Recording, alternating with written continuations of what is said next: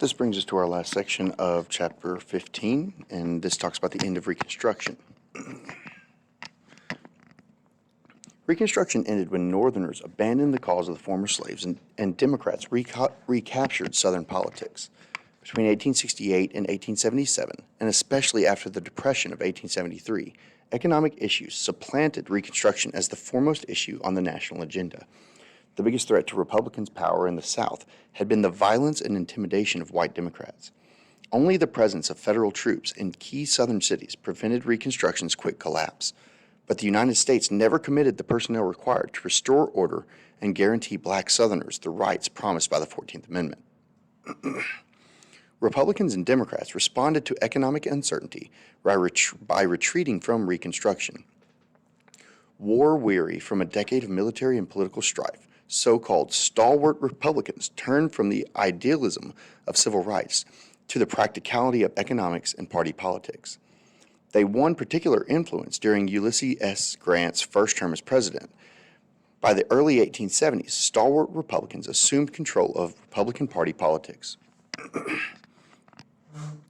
Meanwhile, new departure Democrats, who focused on business, economics, political corruption, and trade, gained strength by distancing themselves from pro-slavery Democrats and Copperheads.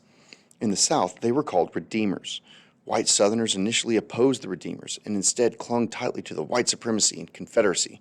But between 1869 and 1871, the Redeemers won support from many white Southerners by promising local rule by white Democrats rather than black or white Republicans.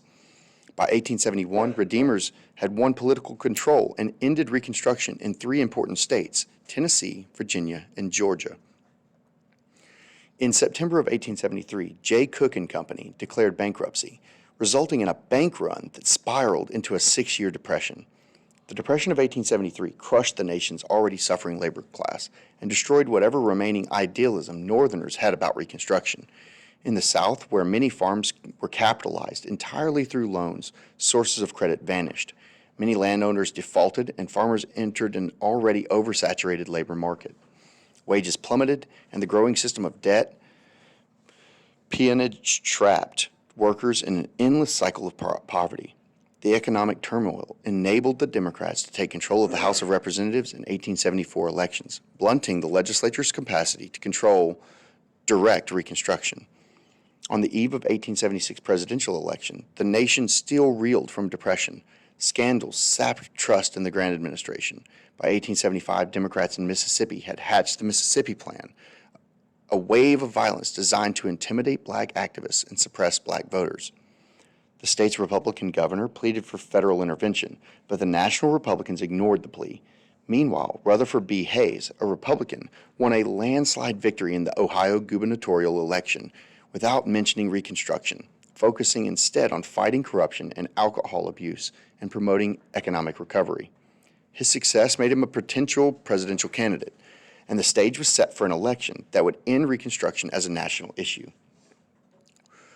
With Republicans choosing Rutherford B. Hayes as their nominee, Democrats chose Samuel J. Tilden, who ran on honest politics and home rule in the South.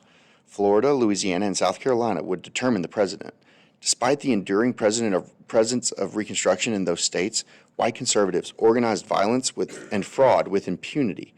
With the election results contested, a federal special electoral commission voted along party lines, 8 Republicans for and 7 Democrats against, in favor of Hayes.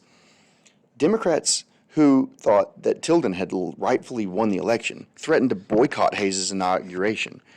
Republicans feared another sectional crisis and reached out to the Democrats for compromise.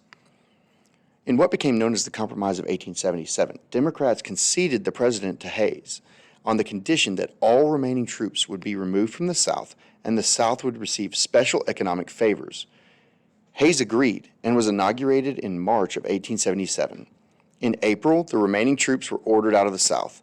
The compromise allowed Southern Democrats, no longer fearing reprisal from federal troops or Northern politicians for their flagrant violence and intimidation of black voters, to return to power. After 1877, Republicans no longer had political capital or political will to intervene in the South in cases of violence and electoral fraud. In certain locations with larger populations of African Americans, such as South Carolina, freed people continued to hold some level of local office for several years. Yet, with its most revolutionary aims thwarted by 1868, and economic depression and political turmoil taking even its most modest promises off the table by the early 1870s, Reconstruction ended with most of its promises to freed African Americans being unmet.